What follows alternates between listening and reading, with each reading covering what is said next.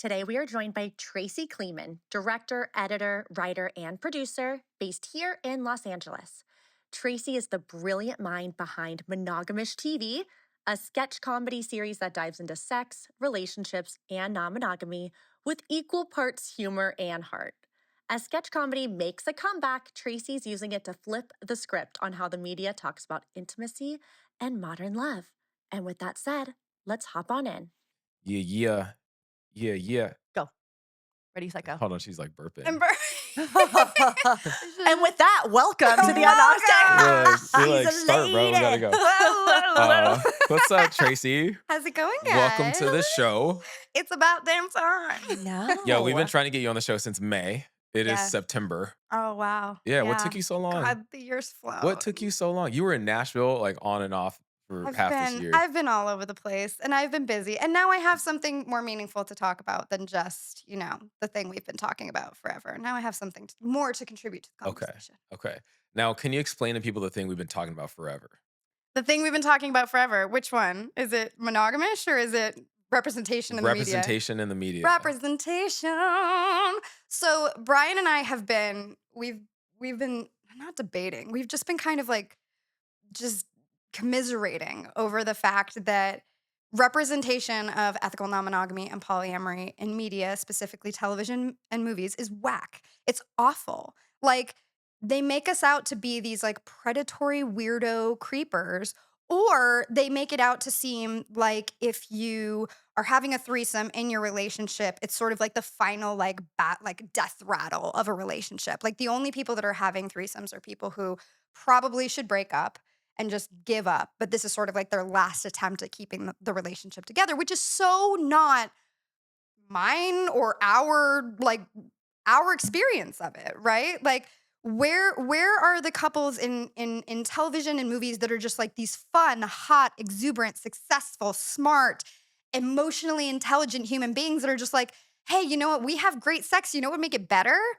Is if we switched it up and tried some new shit. You trust me, I trust you. Fuck it, let's go. Like, where are those people? Like, I want to see those characters represented in film and television, because those are the people that I love in the space. I'm not seeing those like weirdo, predatory, like, hey, we really like your vibe from across the bar. Like, no, that's not who we are. I mean, some people I'm sure are, but not our community. Certainly not ours. Right. Well, do you think that it's not portrayed in the media because it's not as dramatic and it's not? Well, the thing is like, it still is. Like, we still go through so many things that would make such fantastic. We're fucking human beings. Right. And if anything, this sort of cross-section of where our quote-unquote normal lives and our sexual lives intersect, there's still plenty of conflict to be had, because you can't have storytelling without conflict. Like, inherently, you need some form of conflict to have a story in general. Nobody wants to watch a movie where everything's hunky-dory and everything goes fine and there's a happy beginning and a happy end. There's no fucking point. Yeah. Like, it's boring as fuck. So I get that. But so often than not, polyamory, ethical non-monogamy is the source of the conflict. Or the relationship issues are the source of the conflict, and the polyamory or ethical non-monogamy is the thing that ultimately breaks them apart. And I would love to see that. Just like, it's so cheap. It's like low-hanging fruit. Like, can't we do better? Right. Come on. Like, let's have a meaningful conversation about what it means to be in a long-term relationship, what it means to be in a long-term sexual relationship, and what does it mean to want more from that. That doesn't mean that you and your partner are no longer compatible or no longer want to be together, because there's much more interesting, juicy stories to tell in that space, in my opinion, and way more interesting characters. Right. Yes. Right. No, I was, I keep thinking of, and I mean, there's a billion examples that we can give, but I'm thinking of like 50 Shades of Grey and how all the girls are like so wet for it. And then they're kind of looking for that kind of toxic masculinity, thinking that it's safe and sexy. Well, that's a not. different thing, right? That's representation of BDSM, which is historically super toxic, right? Like, and look, I was rewatching 50 Shades of Grey this morning. And I will say I didn't hate it as much as I used to, because I have since had my own experiences in BDSM, and I had like some respect for what they were trying to do, right? This like fucking contract of like radical consent that is under duress. But, the idea behind that as an entry point for, modern day audiences into BDSM and the sort of slow roll with which he tries to help her understand, like, I know all these things seem scary, but they can actually be quite pleasurable. And her slowly learning, like him slapping her on the hand with a crop and being like, how did that feel? And she's like, okay, that actually feels good. He says, welcome to my world. You know, there's certain moments that I can actually respect. It's the fact that he is a blatant fucking narcissist through the whole movie. And he's love bombing her and he's gaslighting her. And he's basically saying it's my way or the highway. And there's no room for like collaboration on this relationship. This is just who I am, fucking deal. Like, it's all that shit that I can't stand, and is perpetuating this sort of like dark, mysterious, like wounded man who's like wealthy and sexy and all this shit. And we're supposed to pine after him. And he's like zero emotional intelligence whatsoever. Like, the man won't even be touched. Right. Like, and she's, and the whole movie, she's like, this doesn't work for me. This doesn't work for me. This doesn't work for me. And then there's that push pull of him saying, well, this is what I want and this is who I am. But then he's slowly giving her the things she's asking for. This idea of like actions and words not aligning that we all know is like classic narcissism. But that is a dynamic that exists in the world. And so where we end up going back and forth sometimes is like, yes, it is not this we've been given like a plate or whatever. There's a plate in front of us. Like, we've been given this plate of like, hey, here's what this can look like based on the world that we've entered. And it doesn't look like these other worlds that are being represented in some of these films. But I also think that that is a version of this. Yes. The like highly powerful, rich men that bring in people for BDSM scenes or however they want to pursue it. And they do it, like, even if you go back as far as like Game of Thrones has a lot of this, where like when the wealthy people in Game of Thrones go to the brothels in Game of Thrones and what they end up doing there, or the types of people they end up selecting. And like sometimes it could be the guy or the girl, because that's where they get to explore themselves. Sometimes it could be like children that they're grabbing, right? But it's showing this side of like, what do you think the powerful Romans were doing back in the day when they had unlimited power and no consequences? And so I don't think that, and what we go back and forth on is like, is film responsible for giving things an accurate representation, or is their responsibility to entertain? Because Well, let's think about this, because my problem with film and television representation, and I'm sure you can relate to this as a person of color, right? Is that the fact of the matter is film and television is predominantly made by old white men. Sorry, it is. And the fact of the matter is oftentimes it means that stories are being told not by the people who they're about. And so a lot of generalizations are made, a lot of stereotypes are made. And that's often because, look, I mean, when you're making big studio movies, people want to see the status quo. They want to have their current perceptions, reinforced in what they're seeing. And that's easy to do. Taking some like really controversial stance or some new perspective on something can be really scary for studios, because like people aren't going to relate to that on a wide audience, right? But representation is so fucking important, because think about Black Panther, right? The fact that no young Black kids had ever seen a Black person represented as a superhero. So they see all the superheroes are always white. And so then inherently must not be anything heroic about me because I don't look like that. Let's take it down to, this is what I really want to talk about today. Let's take it down to just sex in general. Representation of sex in media, right? Just before you're even having sex as a kid, you're seeing it, movies that your parents are watching, you're seeing people rub against each other and like mash mouths and shit like that. And you're like, ooh, what's that? That looks fun. Right? Taking clothes off in the hallway. And Oh, and like just like on the staircase and just like in public places and like wherever, right? Like yum, yum, yum, yum, yum. What the fuck is that? Can't wait to do that. How often do you see someone stop to put on a condom? How often do you see someone stop to talk about consent? Oh, never. Yeah. And so we, as a mass audience, are seeing sex represented in a very specific way. So when it comes time for us to have sex, things like safe sex, things like consensual sex, are inherently seen as unsexy to us because they break up the moment, they kill the vibe, right? I want to tear your clothes off and throw you on the bed. I've even said that to you, Brian, one time when I was like, when I was younger, would have sex with men without condoms because I was embarrassed to stop and be like, will you wear a condom? Because if they were like, oh, I don't want to ruin the vibe. Exactly what you said. That is the damage of misrepresentation. And that's what's happening. It's what's happened historically with every underrepresented community, right? Like women, LGBTQ, people of color, across the board, right? But even down to just sex. The romanticized version, the entertainment version of these things has damaging effects because it is creating our perception of what these practices are and how we engage in them. And because of that, things like safe sex are seen as a buzzkill, when in fact they're very fucking important. And that's one of the things that I love the most about our community, is that we've kind of reclaimed these aspects of sex that should be bare minimum: safe sex, talking about consent, using condoms, talking about STDs and testing and all these things that we never fucking see. Okay, I'm gonna devil's advocate you. I'm gonna be devil's advocate for a second, okay? Come at me. Because I hear you, and I don't think you're wrong. But would anybody care to watch it? Potentially. And it's something that I think about a lot. Where you it used to bug me. It's like we'll pull it from a different world, right? It used Hmm. to bug me that the nightclubs play the shittiest hip hop. Hmm. Right? They play the stuff that is like get low, get low. You know what I'm saying, I'm right? sorry, Like shitty? bend over. Excuse I you. know. Excuse What I'm you. We're done here. Do exactly. See, look, you want to be my look. new co-host? Yes, please. I knew we'd get along. Bye-bye, brain. You're so funny, man. Anyways, about hip hop. The hip hop that is telling a story or that's saying something meaningful or Mhm. challenging culture or talking about like rising up as a people and Mhm. overcoming, that doesn't end up in the club. It doesn't end up in the radio. It doesn't hit the airwaves the same way. And so Mhm. there's a lot of artists that like real hip hop heads will know about that you'd have never heard of because you know Lil Jon, Mhm. right? Or you know what's Mr. 305?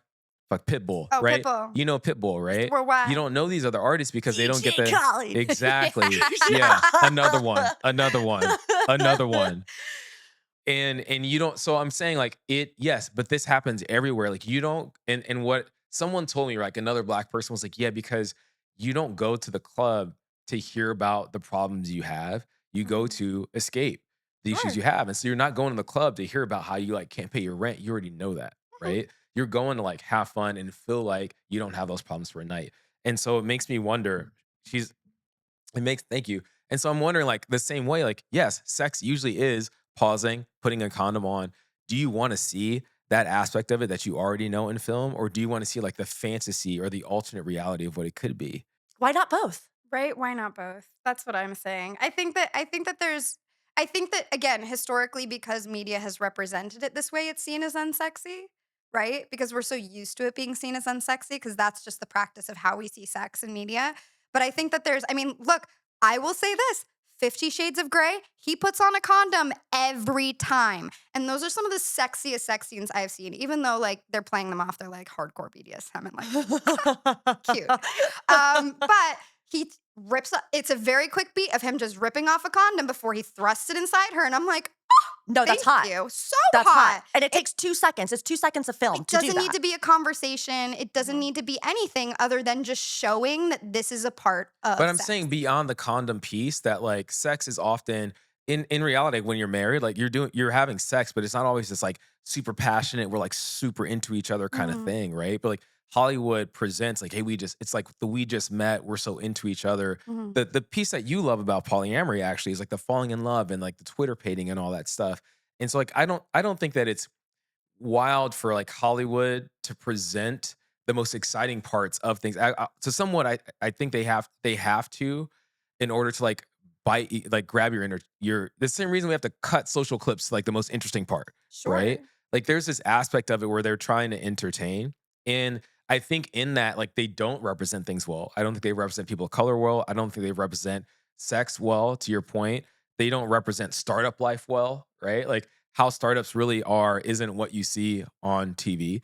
Yeah. Um, being a real housewife isn't what you see on Real Housewives. No, I mean, look, across the board in film and television, I'm not looking for things to be like to a T represented accurately. I just think that there's a more responsible representation across the board that doesn't lead to society seeing things as one way, to the point that they're acting upon that in their daily lives. To the point that they're just seeing condoms as this unsexy thing. To the point that they're seeing consent as like a weird, awkward conversation to ask to kiss somebody. I think there's a balance. There are movies that exist that are supposed to be more grounded in the real world, and then there's movies that exist in the Marvel world, right? Nobody's expecting that like there's going to be superheroes flying around. I mean, it'd be cool, but nobody's saying that that needs to be represented accurately. You know what I mean? I just think there needs to be more balance across the Okay. Well, board. do you think that it's not being accurately portrayed for people like us, uh, because it's not quite as entertaining, or do you suspect that perhaps it's because society likes to keep us small, society likes to keep us in little boxes? And if we did have more of like, whether that's like a sexual liberation or being able to practice safe sex and things like that, do you think that that's less money that could be made because, whether it's people getting STIs or whether it's people getting pregnant, like that's way more money for like the pharmaceuticals. And that's, what, so God, I go down these weird conspiracy rabbit holes where I truly think that people in media just like want to keep us small and like in these little boxes. I don't disagree with you. I don't know that there's this like corporate studio conglomerate, like nefarious organization that's like, yeah, let's keep them like fucking diseased and like having Right. illegitimate children and shit like that. Like, I don't know that I would go that deep. Although, what a premise for a movie. Uh-huh. But I just think in general, it's lazy. I think it's lazy more Mhm. than anything. I think it's the easy route. I think it's better for entertainment. I totally agree. But I don't think you need to compromise the entertainment entirely by not reinforcing just safe practices in sex in general. And look, this is just about sex. Like, once we start talking about like polyamory and ethical non-monogamy and the responsible representations of that, I almost certainly believe that there's an entertaining way to do all of that. In fact, I think there's an entertaining way to do it that hasn't even been scratched yet. We haven't even touched it yet because the people who are telling the stories are not people who've ever done anything in ethical non-monogamy or polyamory. And if they are, they probably had a bad experience because I genuinely believe that the way it's being represented is by somebody who did it, tried it, and then said, nah, that shit is toxic and not for me. And I'm going to show the world that conventional marriage and conventional relationships are still the way. Are you thinking about the Utah housewife? Is that what you were thinking about? Utah housewife? It was like, I don't remember what the show was. Remember there was like a show where like these women in Utah, they were the Mormon. Oh, like Big Love? No, it's like Mormon wives. I Oh, think is what it was Mormon. called. The real life of Mormon Yes. Do you wives or think Big something. Love was or like that one's more, that's polygamy though, right? Polygamy. Yeah. Big Love is polygamy. Now, whether that's a proper representation of polygamy itself also, I don't know. I don't fucking know. Like, Okay, but that's what I'm saying. Like, so you don't know.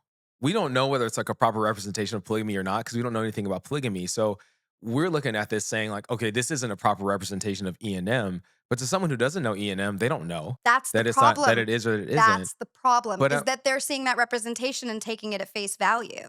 are they though? Yes, absolutely. And that's what I'm curious. Like, Okay. are they? That's where I want to talk to the two of you. I have a Yeah. question for the two of you. Okay. Where was the first time in media that you saw E&M, poly, lifestyle, play parties, anything like that? Where was the first time that you experienced that personally? And how old were you? Do you know yours? Do you know yours? I mean, I was telling Brian in the car, I was like, I think the first time I really saw anything is I watched porn at like an incredibly young age. So that was the first time I saw a sex checks out. party. And right? That It's all making sense.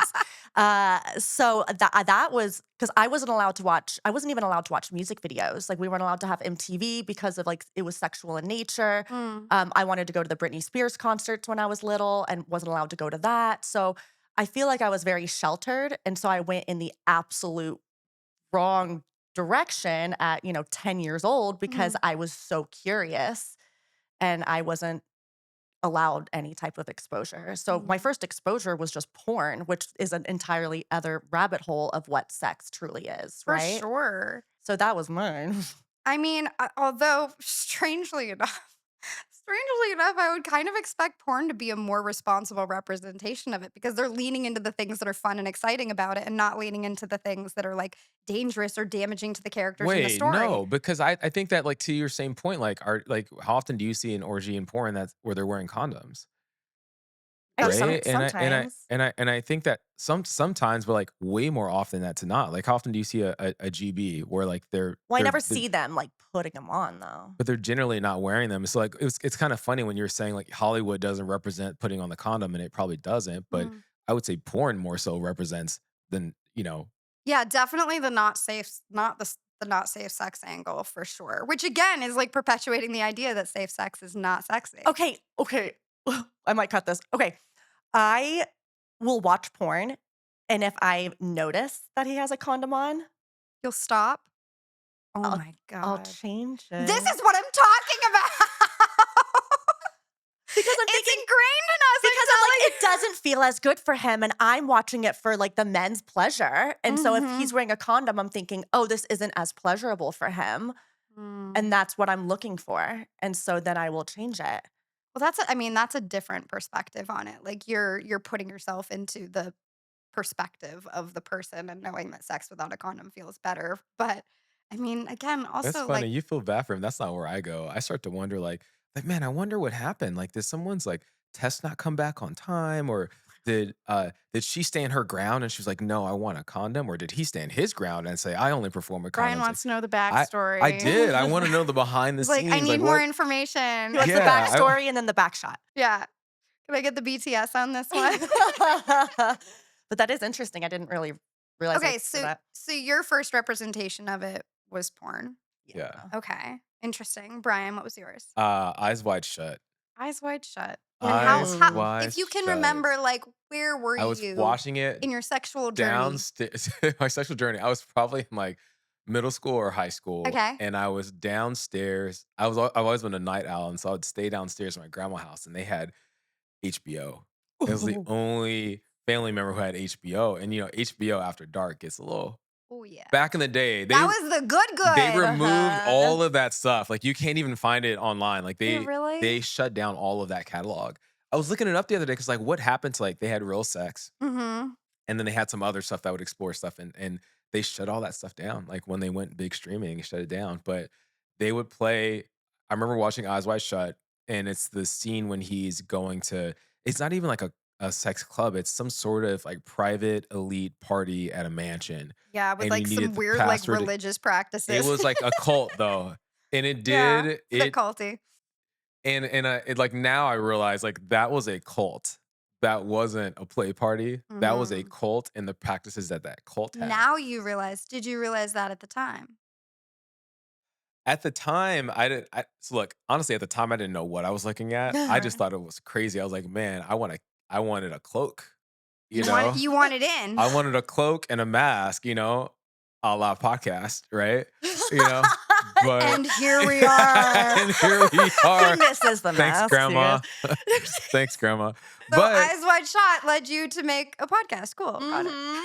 But okay, so then what we went back and forth on was like, is that a proper representation of a play party? No. Wow. No, at least not a play party I've I been mean, to. other ones we've gone to. I mean, I'm Is sure. it possible look, there's a party like that in the world? Oh yeah. Unfortunately, yes. bet there is. Unfortunately, yes. Well, yeah, you don't have to bet. There's gotta be. Look, Yeah. that's But your that play favorite party. word, Epstein files. We don't know what's in the I Epstein know. files. I was like, but I would bet. God, do we have to bring up Epstein? I'm sure it was kind of like But that. I bet he would throw a party like that. Yeah. I mean, and Did like, he? did he? Like, and these are Oh, parties, man. and they mentioned in the movie, like, that is most of the women that were there, specifically the nude women in the circle, were hookers. They were paid to be there, right? That's not our experience of play parties. Everybody that we go to play parties with is there consensually and not for any monetary gain. Right. If If anything, some of these parties we're paying to we're go. paying to be there, So, right? yeah. Exactly. So okay, I guess my question in that is like, so you saw it and you were like, that looks exciting, that looks fun. I'm trying to think back then, but like, there was a part of me I was like, man, I want to go to a party like that because Sure. it just seemed hot too, right? It was Yeah. like there was a power dynamic there, but I also like cults, right? Like I I forgot want to about be, I want to like, I was an outsider for so long as a kid. Mm. I just wanted to be in the frat, right? And Sure. so like what I also saw, there was this sex and stuff like that, but I also saw like a bunch of like dentists and lawyers and stuff who like on the weekend put on robes, and I thought that was interesting. Black robes, not white robes. Big difference. Big difference. Huge. Oh, Huge. okay, yeah. I was like, what? Big difference. Jesus God. It's like you won't just go for any call. Yeah. Let me like pause. Black robes. But I did think it was. I felt bad for Tom Cruise though. Mm. I remember feeling bad for him. I was like, why? It's so funny because you would think it was like a sex thing that came up for me, but I was like, why is this white guy not like the other white guys? why are they there? But like whatever, because I think he was a lawyer too, right? He's a Like, He's a doctor. he was a doctor. doctor. So Yeah. he's a But doctor, and I mean, I've done some research on this. That like part of the sort of commentary of the film is this idea that he thinks that he is a part of an upper echelon of society because he's a doctor, and he's a doctor to very wealthy people. But he sort of realizes going to this party and being in this space that he's actually not. He's not on the tier of these people that can coordinate this kind of thing and engage in these kind of ways. It's sort of a wake-up call for him for like where he actually stands in good. society. Okay, so then my thing as a child looking at this recognized this plot theme, but without knowing how to name it. But it was like Sure. something is weird because he should be, but why isn't he? Yes. And now I mean, as an adult now, I obviously get it. Yeah. Okay, so there was a combination of feeling like, ooh, that's hot, but also like, oh, that's dangerous, and I feel bad for that person. It was like right? it's hot, but it's also unfair. Okay, interesting. I was watching Eyes Wide Shut over the weekend, and it's a long movie, like 2.5 hours. So long, And Kubrick, so gratuitous man. I still have an hour that I haven't. Oh, so Watched. you've missed so much Okay, of the so, movie. that's Wait, what- where But did she you hit the good part. where She did you saw leave the off? He just returned his cloak to the store with To the that costume man, store. and then that little girl was there with those two other guys. Yeah, that so was so that's where I bizarre. left off. So it's interesting hearing y'all's perspectives on it because so far, an hour and a half in, I'm like, it kind of can be a little bit like that, like I thought he was fantasizing about his wife with someone else, and you were saying that he was triggered by thinking of his wife Yeah. with someone else. So I was thinking it was more kind of like a cuck situation, and it was turning him on, and then he's like going to this event. I think she's turned on by a cuck situation because she specifically says that like part of her fantasy. You've gotten the part where she talks about her dream Yes. with him, where she says like I was fucking all these other men and I was laughing at you, like I was laughing at the fact that you were humiliated by all of this. Yeah. But type also, thing. but also, she did cheat, right? She actually No, she did not cheat. He Here's was the thing. She fantasizing didn't about cheat. it. She fantasized about this man. And she had the thought in her head of if that man would be with me for one night, I would burn all of this to the ground, even if it was just one night. I need to rewatch this as an Mhm. adult Yeah. because that I is. gave y'all homework. Whatever. I know I didn't, man. I was out of town, man. I have 2 kids. I hate my life. But we're still having a powerful conversation about it. Like that is so interesting. So like, But I saw a lot of accuracies when it comes to like parties and events and how it is there are a lot of events where you kind of have to be in the know and that it's very exclusive. And there's Absolutely. parties where it's primarily people that are very wealthy and do wear the suits and do, bring around, whether it's their girlfriend or like a sex worker or something like that. So I'm seeing things in the first hour and a half that I'm like, that seems kind of a little accurately portrayed, but it's probably because I haven't hit the. Yeah, I mean, if this is how these people want to roll, right? Like, power to them. And there's safety measures being taken, making sure that there's passwords and things like that. And there's, I would assume, vetting on the other side of that. But it's presented as this dangerous thing that needs protecting, right? And that these people will protect it at all costs. They're these very wealthy people. He says, you didn't see the end of the movie, but he says at the end of the movie, if you knew the names of these people that are doing this and part of this, like you would be in danger. now I think that's 100% true. Absolutely. Yeah, I that think happens. that's exactly how. That's it what is, that's right? that's what we're talking about when we're talking about okay, Epstein and Diddy. and This is a representation of when people have enough money to make any sexual fantasy a reality. Like, what are the bounds to which they're Right, capable of right. doing to protect that? Right. How much money did Eyes Wide Shut make? Oh, I have Do we no know? idea. Yeah, what a weird I'm question. curious. Well, because I'm curious. Like, I mean, it was we're- Kubrick's last film, and it was starring, Tom Cruise his peak. and Nicole Kidman, At all their- at their peak. at their peak, right? And I'm curious, like, how that movie did versus 50 Shades of Grey, because like we're saying, like, if we take a movie that has like we're actually arguing it is a solid representation of something out there that's not what we know, but like Yeah. it probably exists. On the other side, it's like something that we don't think is a great representation, and like how do those two perform? Like, I think it Well, would the be interesting. problem for me is that if play parties and polyamory and lifestyle and ethical non-monogamy are only ever being presented that way, then people inherently think that it's fucked up and dangerous. Right. You know what I mean? That's what I'm saying of representation. It's not that the representations that we're seeing are necessarily inaccurate. It's that the representations that we're seeing are more often leaning into the toxic interpretation of this community rather than the things that are wonderful about this community. So then, if you made a film showing the things that were wonderful about it, how do you think it would be received? I think right now people are very curious. I think people want to know more about this space. I think there was a study that was done recently that was like 1 out of 5 Gen Zers Hmm. Yep. Yep. are ethically non-monogamous. Right. You know, the world is changing. Times are changing. People are realizing that like this idea of fucking one person for the rest of your life ain't where it's at. You know, and as people are becoming more quote unquote woke, like things like therapy and conversations like that are seen as less stigmatized, there's more opportunity to have open conversations about your desires. Which brings me to the movie that I watched for this that I'd love to talk to you guys about. Very interesting. It's called Bob and Carol, Ted and Alice. Hmm. It was made in 1969. It is one of the first representations of lifestyle in modern media. This movie won Oscars. It was one of the top grossing films of the year in 1969. It starred like Natalie Wood and like some not as big names, but like people that became big names at the time. And I watched it just for research for this because I was like, oh, it's going to be another bad representation of our community and things like that. I was actually shocked. It felt like the first movie that I've seen that felt like it was written and directed and produced and created by someone who has actually experienced something similar to what we've experienced in lifestyle. How so? So essentially, the couple at the forefront of it, there's this place called the Enslin Institute or Eslin Institute. S. Uh-huh. It's in Big Sur. Yep.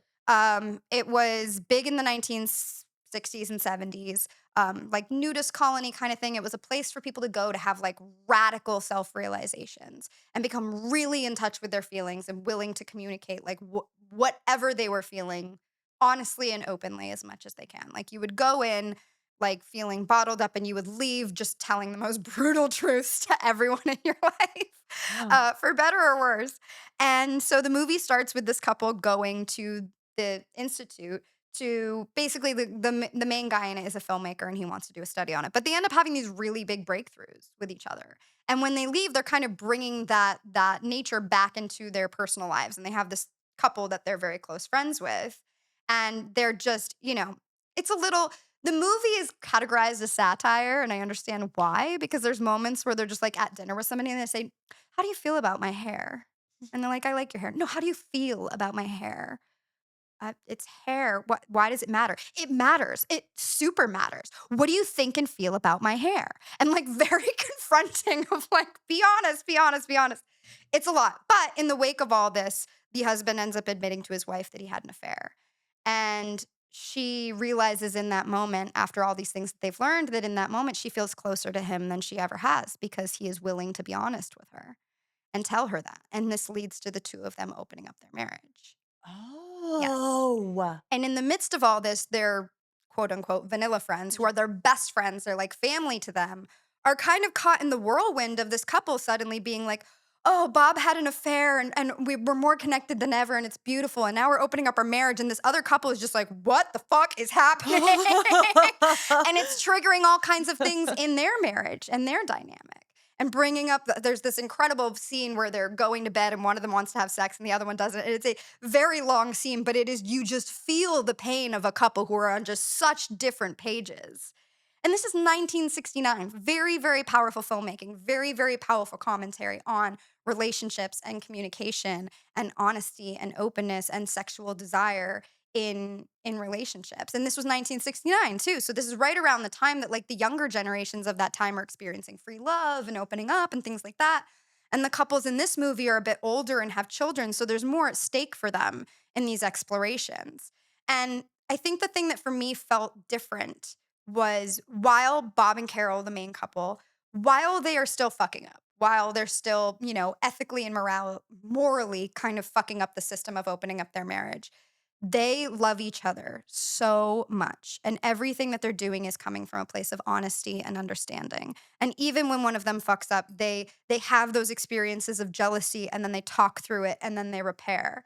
and the movie ends with them being stronger than ever. Mhm. And I don't see that often enough. More often than not, someone's opening up their relationship because there's something wrong or the relationship should fail. Like, we as an audience are like, just break up already. Like, Right. what the fuck are you doing? Yeah. You know what I mean? And this is a movie where at the start of the film, they're disconnected, but through connecting and being more honest with one another, and in the pursuit of that, opening up their marriage and like being honest about their desires, they're stronger for it. Mm-hmm. And that's what I mean, that's And what that I can relate to. That I can fucking relate But to. I think there's this important undertone of what you're saying is like they went and did a bunch of work in the movie first, and then they went through all this. I think a lot of people try to go through this, and like what we see in film is like people who try to go through it and haven't done work yet, Mhm. and it does turn in. It can be disastrous when you aren't grounded in it, and it's really funny because like is a real place, Mhm. and what's funny is right after that, I wouldn't say it's funny, but there was work that the whole like personal development movement came out of S. And so like if you look at like Joe Dispenza and Tony Robbins and like all these trainings out there, you can actually take all their work and tie it back to like what they were doing at S back in the day. Mhm. And they built this huge training called LifeSpring that was this massive personal development movement. And then it got like shut down because like people labeled it as a cult. And there is this kind of thing where like it sometimes we feel like it's kind of crazy to believe that there's these kind of puppet masters that don't want people really opening their eyes about a lot of this stuff. But to some extent, like when things get too big or too powerful, they like immediately label it as a cult, right? So it's like Est Mm. became a cult, Livestream became a cult, Yep. Stanley Kubrick's version of Eyes Wide Shut, like label it as a cult. And so when society gets afraid of something, they're like, let me portray it in a bad way. So then like people kind of become Absolutely. afraid of it. Yeah. And that may be the case. And so I think there is an opportunity. I've always been like bullish on you making a film about it because I think it is important to get Mhm. out there. But there's a part of me that's like, man, does society, not society, but like do the people who run society, the puppet masters, do they want it? No, abso-fucking-lutely To not. my point earlier, no. Yeah. No. I mean, they want to keep us as sheep, right? Like it's any sort of and this isn't to like condoms and STIs and things like that. As Right. far as ethical non-monogamy and polyamory, yes, they abso-fucking-lutely want us to be scared of it. Yes, Mhm. they want us to be seeing representations of if you go try and have a threesome, your marriage is done. Right. Like good luck with that. Right. If you go join lifestyle, like it's going to be predatory and weird. Like that's why they're always representing poly people, ethically non-monogamous people as these humans that live on the fringes of society, right? They're strange, they're odd, they have weird ways of speaking and operating. No, we're fucking normal. Like, I think that was my biggest surprise when I entered ethical non-monogamy is like I Same. met this community of people that were smart and successful and funny and emotionally mature and I walked in and I was like, holy shit, I don't even feel like I belong here. Like these people are like some of the best human beings I've ever met. They're not these weirdos who are like trying to get me to do something that I don't want to do. They're people who are just celebrating the fact that we're all being honest with ourselves in a way that society sure. doesn't want us to be. For sure. And also like at risk, right? Because like for a lot of them, their careers, like there could be an impact if people find out that they're into this, Absolutely. right? And so like if a film or a show can support and more and normalizing it, then like I think it gets to happen, right? But like you're gonna need a like funding source willing to like to bank on it. Yeah. And have you had conversations like that yet? So I've had conversations for context in all of this. I am a filmmaker.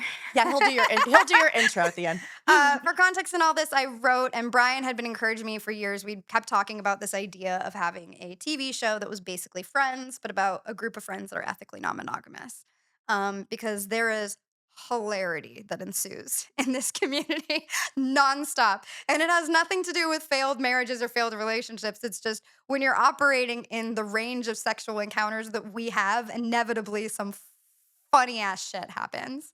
So Yeah, we've Brian been- was asking me, he goes, do you think that, some of these clips are like, would you put it in the category as like satire and I was like, no. no. I think it really is like those exact situations. It would, happen. but I'm saying they would label it as satire, like the same way the movie Mhm. was satire. Because to people who aren't in it, it does. You think it's comedic commentary on a lifestyle, Right. right? But that's the thing that's exciting is that like the more I get to talk with people, I'm like, no, this shit is real. Yeah. Yeah, I've commented on all of them. I was like, that's happened to me. That's happened to me. It's yeah. funny because it's true. Uh-huh.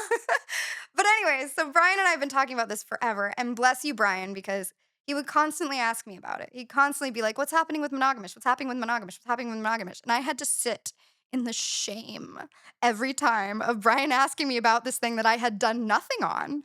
And if I was being truly honest with myself, I had no plan to do anything on anytime soon. It was just one of those ideas that you're like, yeah, one of these days I'm going to do. And so, last year, in the wake of the strikes and everything like that, my filmmaking career kind of fell apart. And I was just like, you know what? It is time.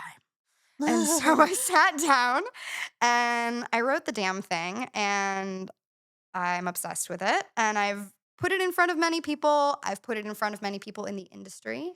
And the general consensus is that the industry is not ready. And I disagree. But what's funny about We're it is gonna like, make it fucking ready. it's gonna happen. I'm committed. Like, we're gonna make it happen. And I have the original. Like, okay, so I have the original like 5 pages. Yeah, the because cold later open. you came out with like Yeah. it was like 50 pages, right? But like I have the original like 5 cold open, and I have it printed out. And it's like, I'm gonna frame this. I'm gonna get it signed. And I'm gonna frame it because it's gonna happen. And like it has to. It has to. And it's your vision. Like you came in super hot and you're passionate about it and it gets to happen. I know the industry doesn't need to be ready for it. I think it's just like I don't think so. it's got to get in front of the right funder. I think that the industry will do whatever they think is going to make money. And I think when it comes down to like, maybe it's about control and maybe they want us all to be married because then we'll buy houses and have kids and like it supports all. Like, I think at the end of the day, it comes down to money. Mhm. And if they think they can make $1 billion on the film, they'll fucking make it. Mhm. And I'll be honest, something I learned, I'm mindful of time, something I learned pitching investors on Simmer was I didn't just need the fund that believed in me. I needed to find an investment firm where the investor was willing to bet his career on the industry. Mm, And that was the hard part. sure. And I think similarly, like, it's not just, they might be able to see it'll make money, but are they willing to like bank their career on it?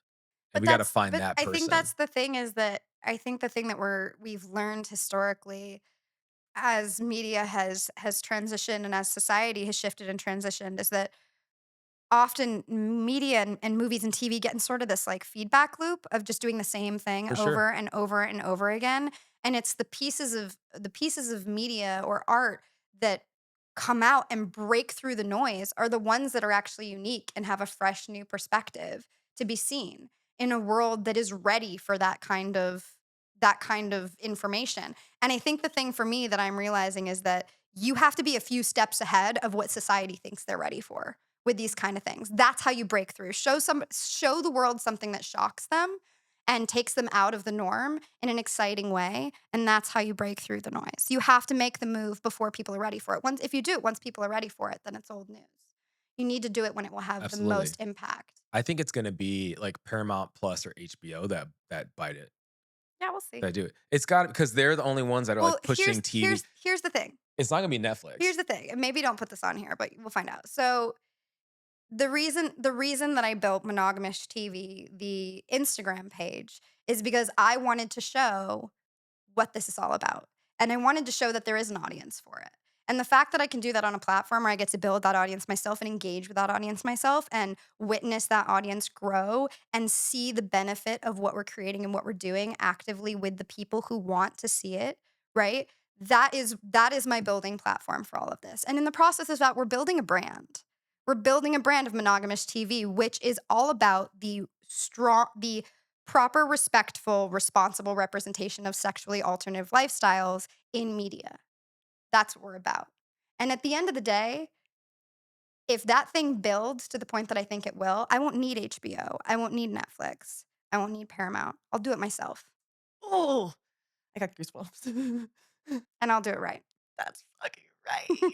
And thank you for doing that, though. Like, as someone that's in the lifestyle, I'm under the umbrella in lots of ways. And it is so nice to have very accurate representation that's also still entertaining and funny. We got to laugh at ourselves. That's the thing is, like, we can still make fun of ourselves. Mm-hmm. That's the fun part about it is, like, I'll take a piss out of myself every goddamn day. This shit is hilarious, Yeah. right? But we don't need to do it by, like, taking the easy target, right? Of like, polyamorous people are just, are cheaters, or ethically non-monogamous people are just cheaters that are finding permission to do it. Like, no, let's find the version of it where it's like, this is a fun, awesome, cool group of people who are just willing to admit that sex is something that we also want to do with our friends.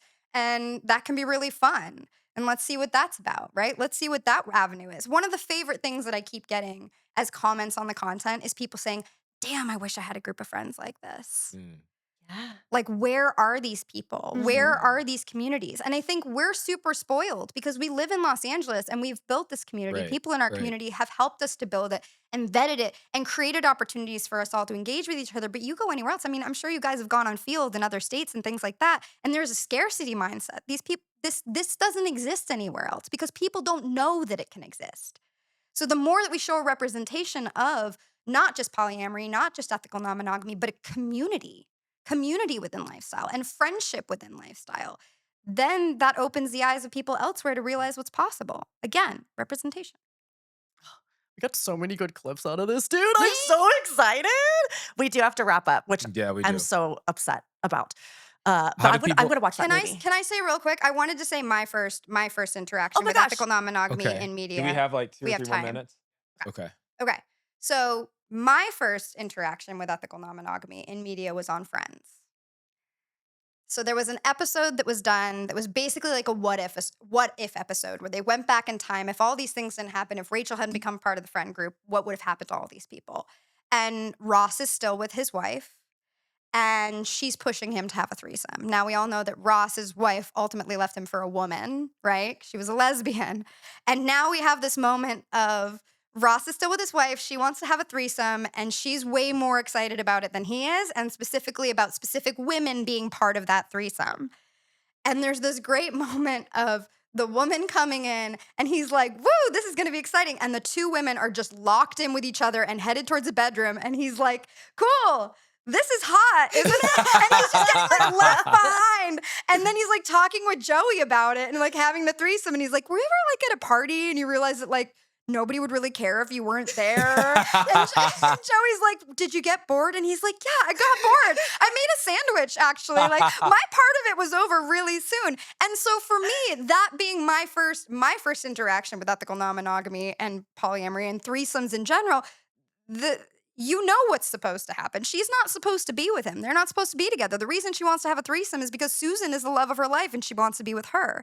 So my understanding of it from the first like ingestation of it in very public media of Friends was that threesomes are for couples that shouldn't be together. And that if you have the instinct in your relationship to go outside of monogamy and seek sexual intimacy with somebody else, it means that there's something wrong with your relationship and you shouldn't be together. Well, that you will also see in the comments a lot. What? Of course. Just like anything about E&M, like you'll see that a lot. Like, why be married in the first place? Because that's like, what people want to believe. They want to, because that's why media is keeping them scared. It's like people want you to believe that this lifestyle, this way of living is a nuclear bomb to your relationship, and there's no way to do it. You have to stay with the nuclear family. You have to stay with the standard family, right? And in that you will be safe. If you go out into this world, it is dangerous and it is a recipe for disaster. And that's where I just want to see more representations of that just not being true. Like, what if it makes your relationship way better? When I first entered ethical non-monogamy, I was shocked at the impressive married couples in this space. Like, I have so much respect for the married couples that navigate the space. I feel like they communicate on a much deeper level than normal couples because you have to. Yeah. In order to engage in the space, you have to be more honest with each other. You have to be more open. You have to communicate more. And the relationship is just better for it. If you're going to one play party one night and you feel great and awesome and yeah, baby, you fuck whoever you want, have a good time. And then the next night you're like, why am I suddenly feeling jealous? Why am I suddenly feeling weird? Why am I suddenly feeling disconnected? That's an incredible opportunity to go home the next day and be like, hey, babe, I felt off last night. What's going on with us? Mhm. Let's fix it. Yep. You know what I mean? And Yep. most like regular couples aren't constantly getting those cues to go off of. They're just like, oh, I saw you like following a girl on Instagram and liking her shit, and I'm going to break up with you, you fucking cheater. Like, That's wild to me. bummer. Yeah, we have to wrap Yeah. up. Anyways, We I have to wanted take to their say the lunch. Friends No, thing no. because I thought that was You're important. gonna because another thing happened. Sorry, another thing happened with Friends is when Chandler was seeing that like beautiful Israeli girl, remember? And then she was like, "Oh, you need to meet Victor," and he's like, "Who's Victor?" And she's like, "Oh, my boyfriend." And he's like, "What? What?" He's Yeah. like, "I thought you were married." She's like, "Oh no, I am, but then I also have a boyfriend." And he was like, "What? She's What? like, what? And he was like, "I can't do this. I can't do this. I Too can't weird. do this." Too weird. Right. Too weird. I mean, So yeah, Friends did that a couple times. also not great. She should have said that up front, so he wasn't put in that position. She But should have, but that also happens. that also That happens. also happens. That's All true. right. How do people find Monogamish TV? So Monogamish TV is on Instagram, TikTok, and YouTube. It's at monogamish.tv. Follow us on TikTok and YouTube because it's not happening over there, but Instagram is popping. We're Yeah. having a good time. It's been great. Yeah. Thank you for being here. Absolutely. Thank you for being here. Glad you finally made it. Thank you. You'll come back. We'll wrap it up Oh right yeah, there. I'll definitely be back. Okay. Yeah. Hey, if you like the episode, don't forget to like and subscribe. Or we'll find you. Find you. And so we see you next time. Try something or try someone new. Oh wait. Yeah. All right.